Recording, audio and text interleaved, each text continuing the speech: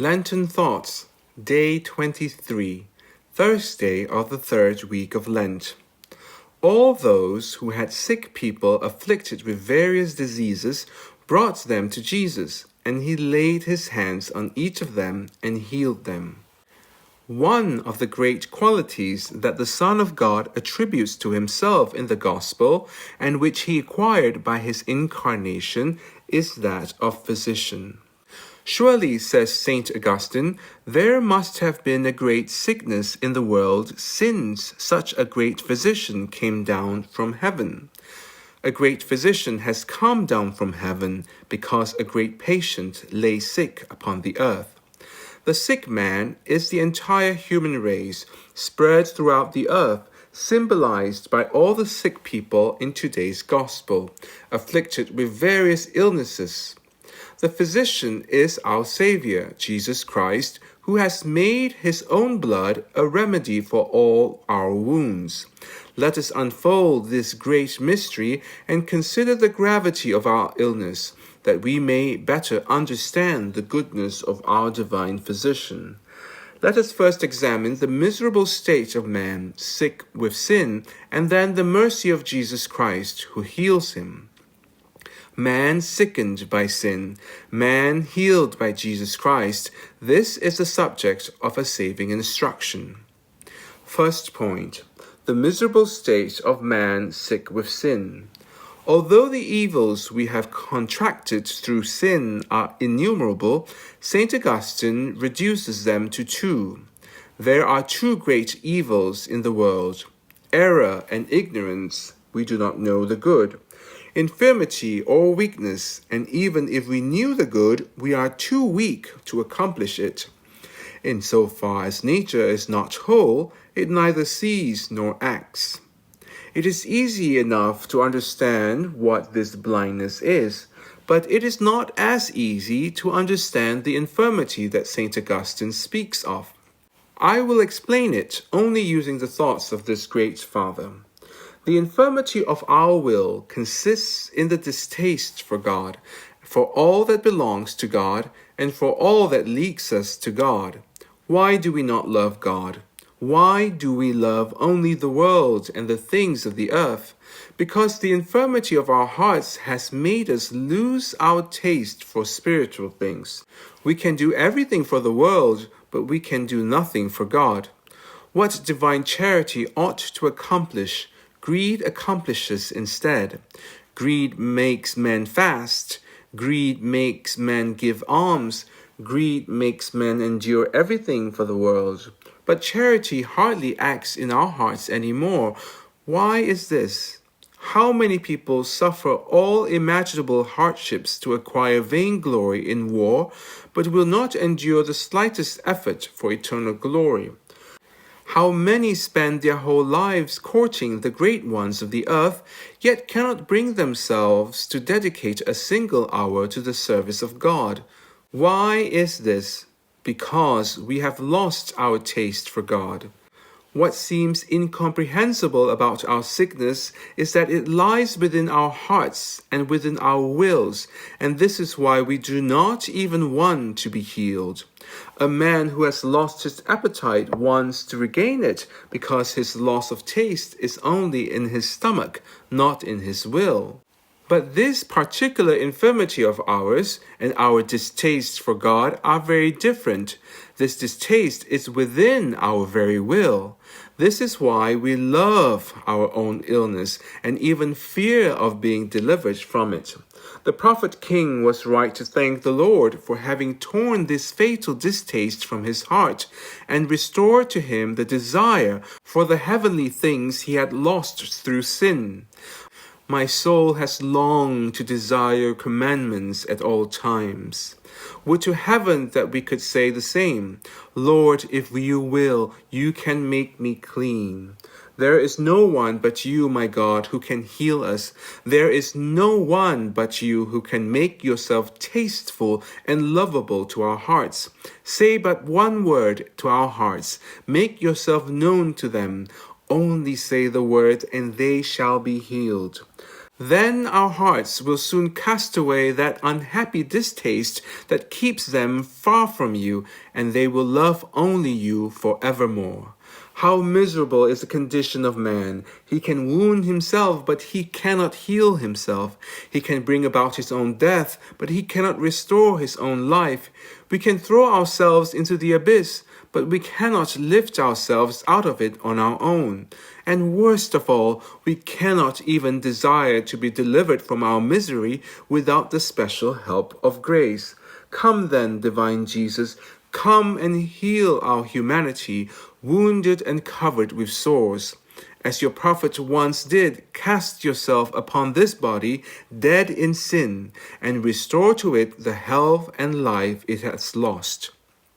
Second point, we have a beautiful image of man's sickness and the goodness of Jesus Christ, our heavenly physician, in the person of the paralytic mentioned by St. John. This poor suffering man was so far from going to seek out Jesus Christ that he did not even think of him. But the Savior, who was thinking of his affliction, came to find him himself and healed him, to teach us that we were in such a deep state of illness that we did not even think of the only one who could heal us. He came to us when we could not go to him. Our soul was paralyzed, without strength or movement. This charitable physician lowered himself, says St. Augustine, to our mortal flesh, as if descending to the sick bed of a suffering patient to relieve him. He humbled himself to mortal flesh, as if to the bed of the sick. And by a strange kind of medicine, he made himself sick to heal us. By his wounds we are healed.